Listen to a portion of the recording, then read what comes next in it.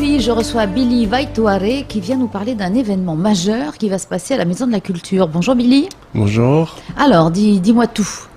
Alors, c'est un festival qui est organisé par la Maison de la Culture Tefaletori Tinui, qui va se dérouler dans ses locaux à partir du lundi 12 septembre jusqu'au samedi 17 septembre vers midi. Donc, toute une semaine. Toute une semaine. C'est une semaine qui va être remplie, riche et variée parce que le programme est assez chargé.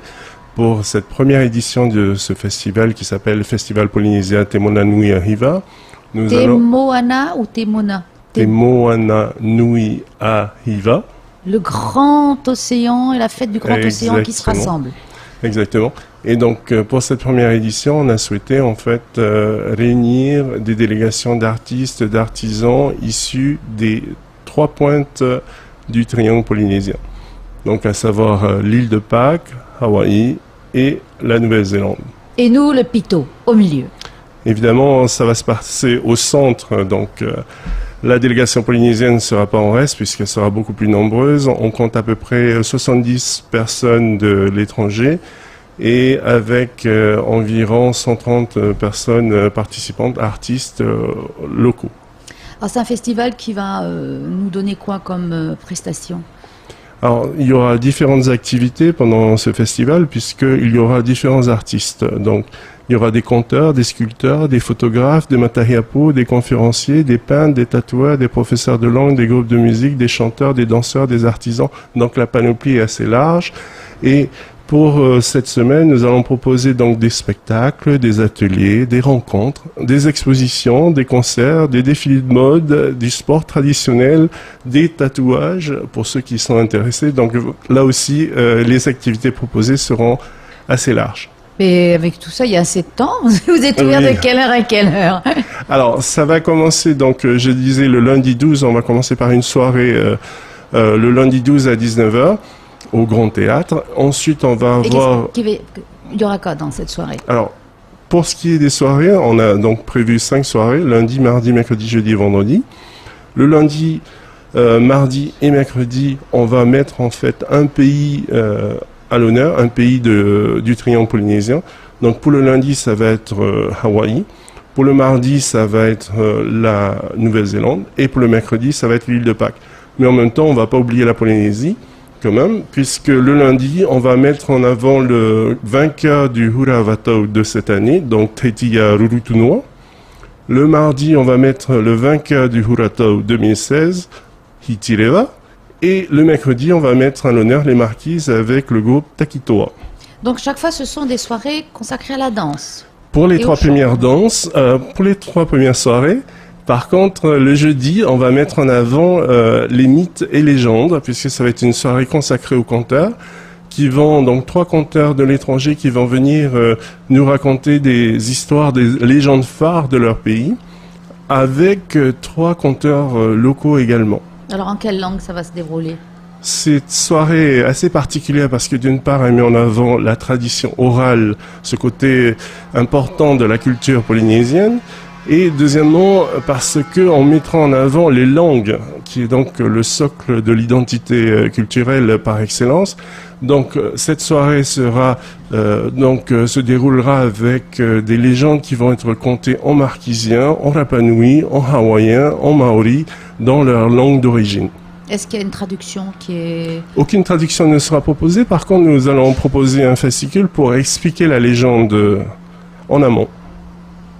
D'accord, donc ceux qui ne parlent pas marquisien, les malheureux, seront obligés de deviner un petit peu...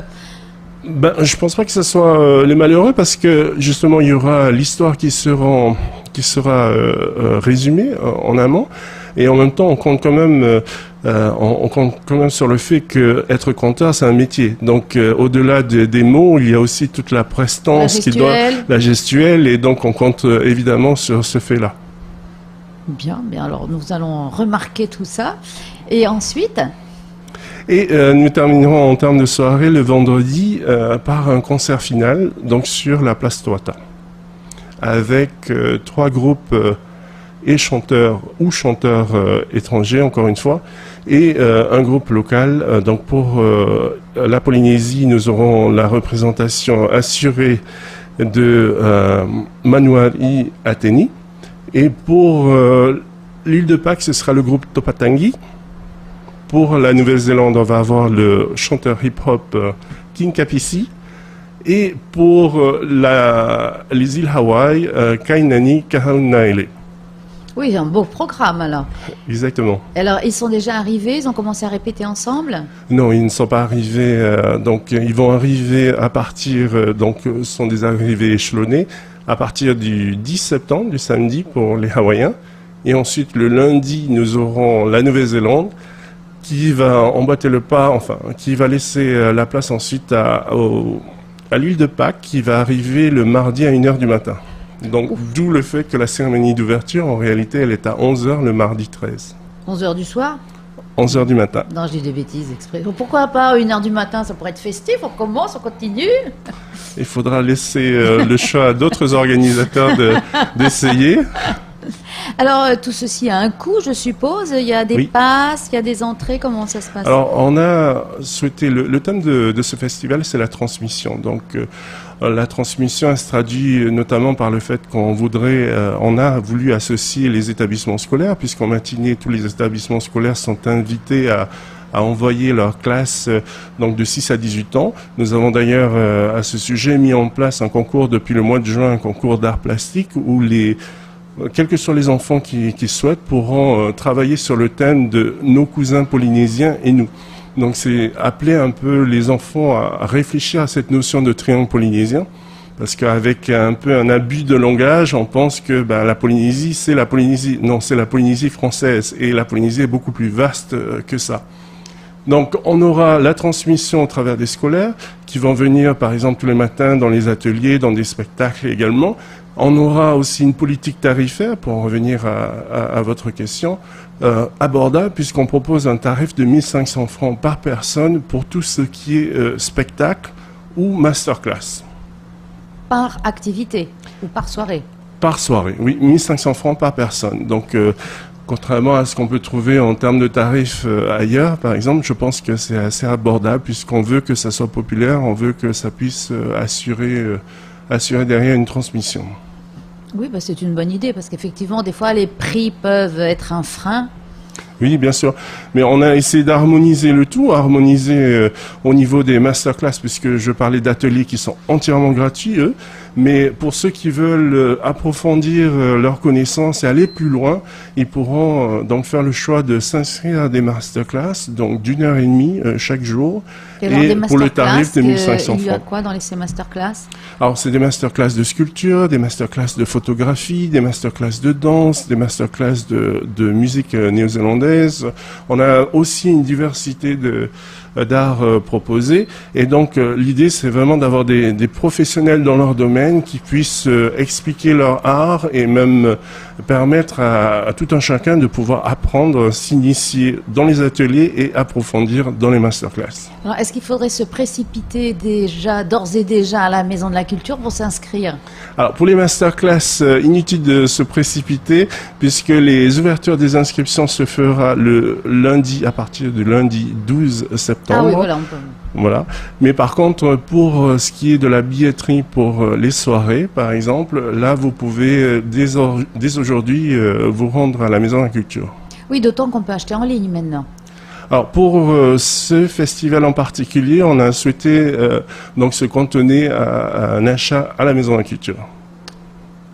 No comment. Donc il y a quand même possibilité d'y aller pendant les heures d'ouverture de la Maison de la Culture. Oui, bien entendu. Bien, Billy, voilà un beau programme.